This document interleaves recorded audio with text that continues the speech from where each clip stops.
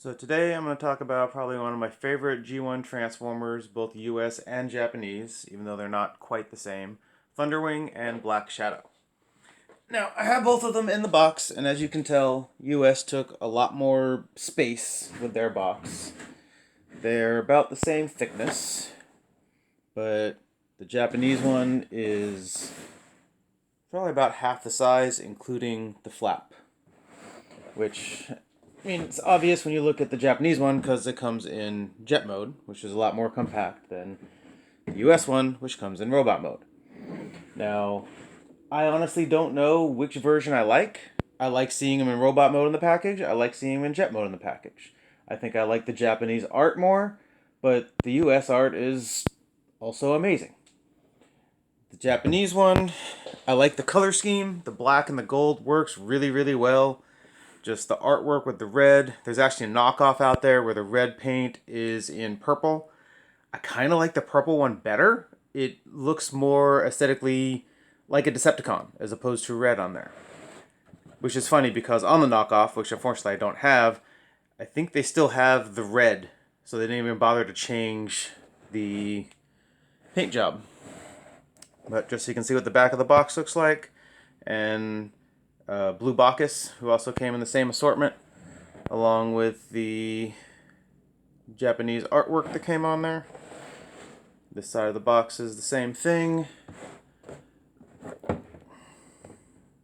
Not really instructions on how to transform it, just the different modes it turns into. And really nice artwork on the bottom. And then the US version.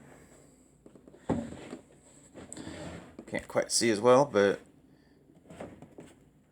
same really nice artwork. Totally different face sculpt. And then we actually get a little bit more instruction on this one because it shows that the toy can actually fit inside. Otherwise, the side of the box is basically the same. Basically the same. Completely different artwork on the back. I really don't like this style of artwork. This is amazing looking. This is very childish looking to me. Some people might like it. That's just my personal opinion. And then a little bit of showing on the bottom. And then when we take them out of the box,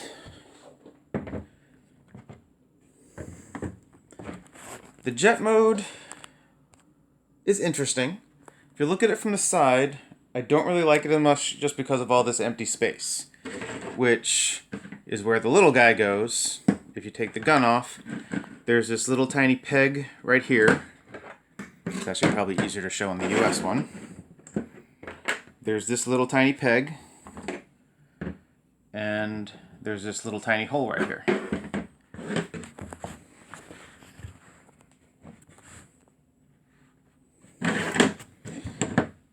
Oops. Sorry about that. And this will just kind of peg in there.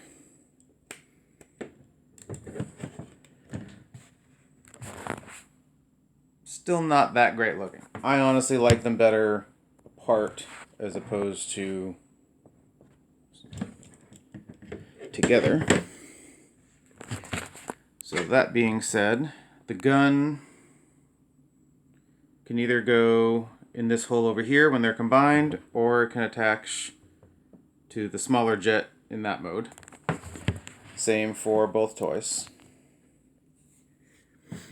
And for the transformation, we do the little robot first. Let me get position better. Alright, so the wings will flip up. These two little wings will flip in. Flip them over. The legs separate. And the feet will flip up. And the head will flip out. Very cool, very small, but it works.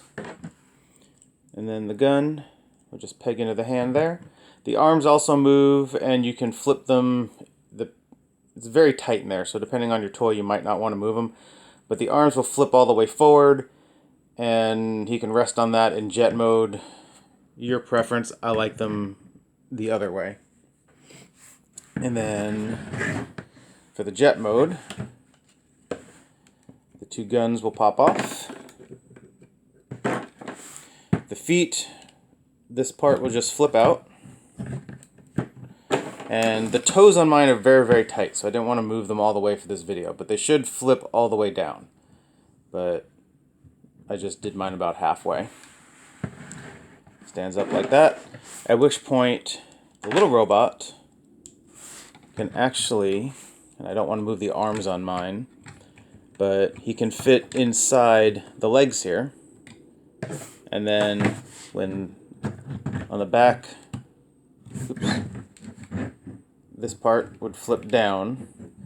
But then if the small robot was inside there, this would cover him up. You can still kind of see him through the little bit of a hunchback that he's got going on. But then when this closes up, you can almost completely still see him. And then the wings. These are also, depending on your toy, they can be very tight, so it's good to hold the joint when you move them. But they will just flip out.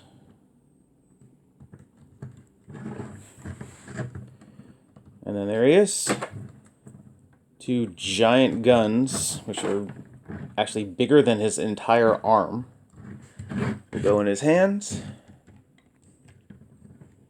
And there he is. As far as actual robot mode, I would have to say I like the Japanese one better. Just because of his face. It's a very robotic looking yet human face. As opposed to the US one, which is more monster looking. Of course, the gun fell out. But for comparison, the smaller jet is literally the exact same toy in every way, aside from the paint job. But for the actual faces, very different faces. And the chest is completely different as well. So this piece is the only thing different. The rest of the toy is exactly the same. So that guy is definitely one of my favorite G1 Transformers.